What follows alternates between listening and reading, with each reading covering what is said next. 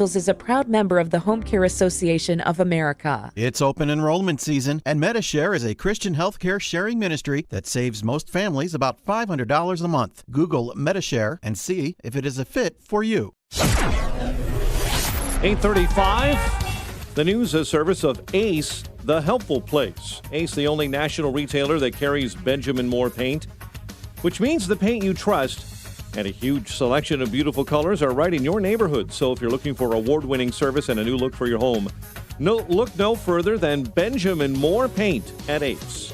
Team Hochberg Traffic Center time and Jim Telemonti. South side in Englewood, there's fire at 64th and Low. Northbound Lakeshore Drive is heavy from the Stevenson to Roosevelt. Trip time to get from Marquette to Monroe is 17 minutes. Inbound Kennedy is heavy this morning with delays starting at 190. Trip time from O'Hare to downtown is 35 minutes, 25 from Montrose, 16 on the Express, outbound 30 to the airport. Inbound Eisenhower people are on the move. It's 48 minutes, 390 to downtown, 28 from Wolf, outbound.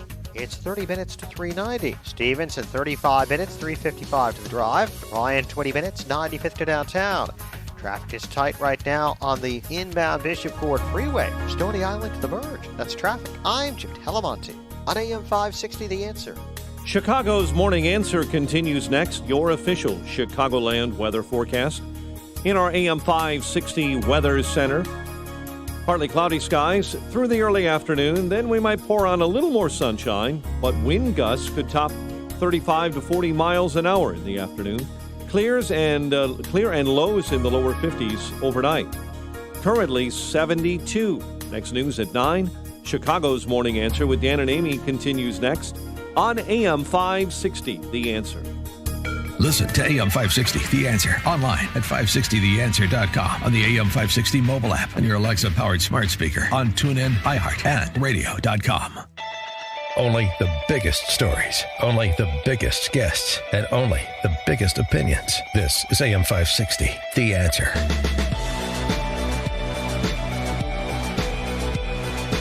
Good morning, Dan and Amy. Joe Biden going to visit Kenosha.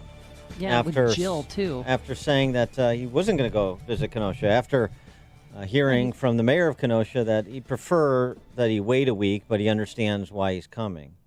He's coming, well, the reason why he's coming, because that place went Trump by 255 votes, that place meaning Kenosha and Kenosha County. And that has not voted Republican since 1984. Mm-hmm.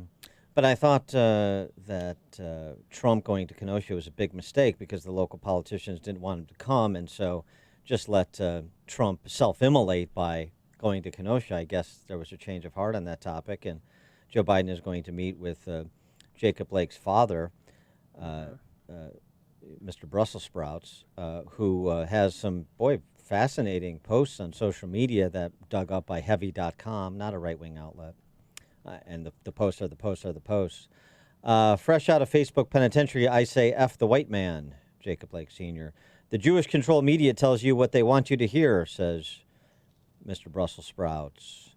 And on and on and on about race and about Jews and so forth. Wonder if anybody will ask Joe Biden about some of those comments. By the way, in stark contrast to Jacob Blake's mother, who, as I've said from the outset, from the moment she first responded publicly to what had occurred, has been reasoned and thoughtful and productive. His father, not so much. Well, he's meeting with the mom and dad today, Biden and his wife Jill, because he cannot travel alone. I hope for the mom's sake, they're going to have a it's separate community event first, and then meet them privately. I think I understand why mom and dad aren't together.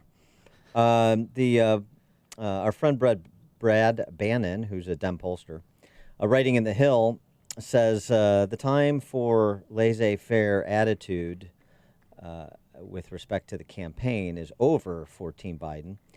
He says the approach has worked like gangbusters so far, but as we get into the fall, there's no time for the former vice president to play it safe. It's time for the Democrat standard bearer to take the gloves off and be more aggressive. He wants Joe Biden to make the case against Trump, not just be content to have everybody make it for him and let Trump react to everybody else rather than to the candidate himself. For more on the topic, we're pleased to be joined by Brad Bannon, who's a Democrat pollster, as I mentioned, CEO of Bannon Communications. He is also the host of a radio podcast, Dateline DC, with Brad Bannon, that airs on the Progressive Voices Network.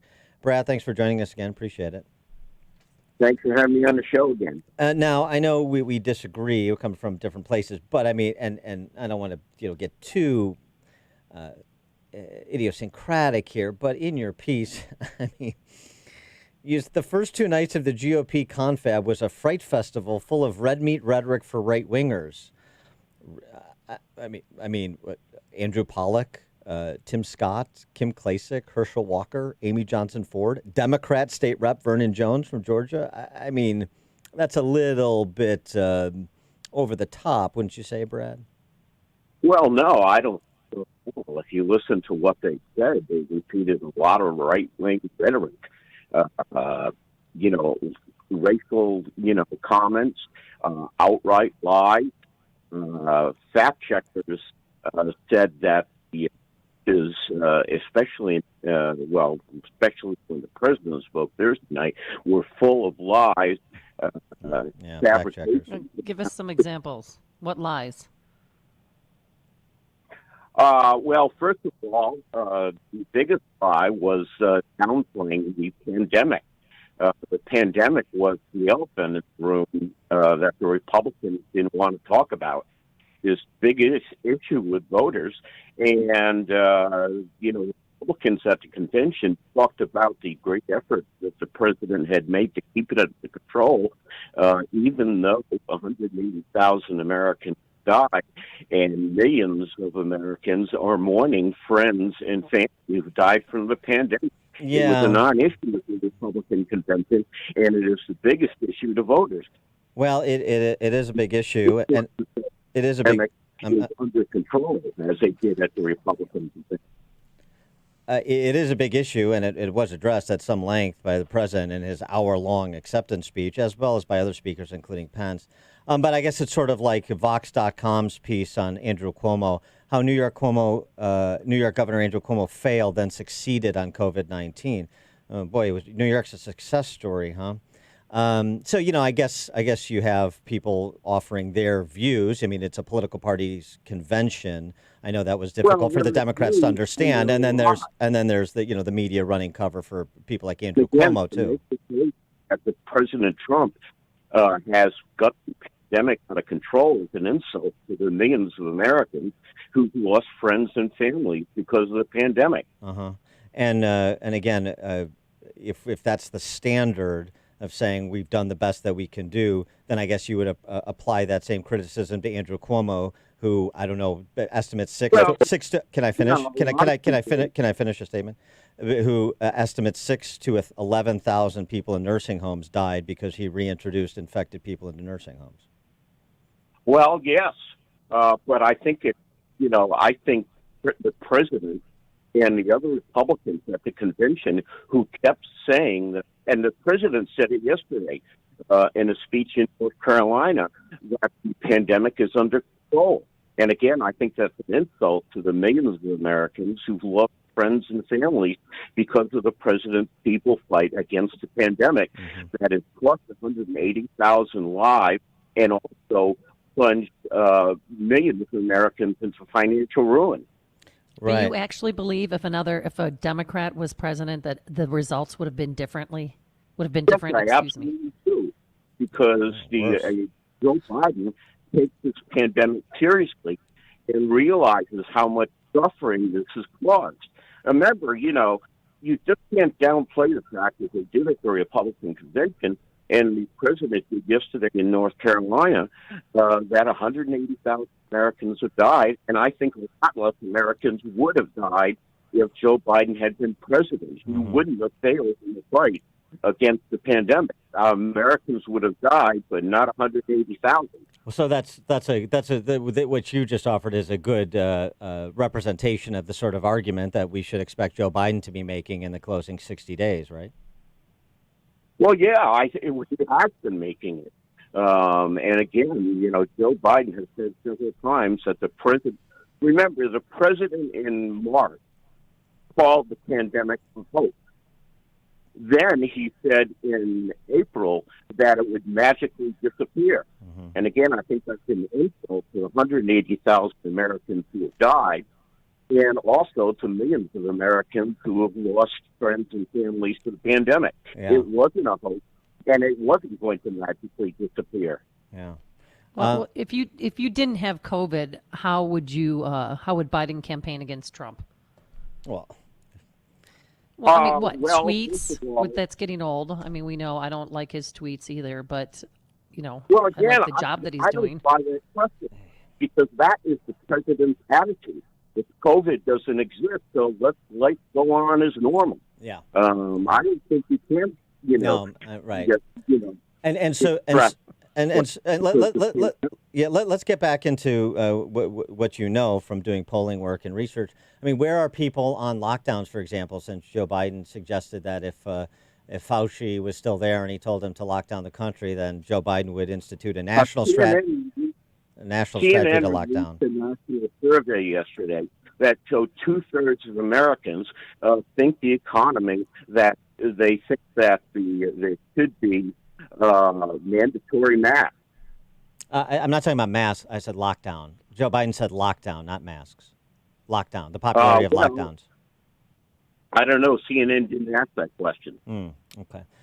With respect to the debates, do you have any perspective on the political damage it would do to Joe Biden if he took Nancy Pelosi's advice and did not reverse course and did not participate in the presidential debates, as Nancy Pelosi, Tom Friedman, and others have argued he should?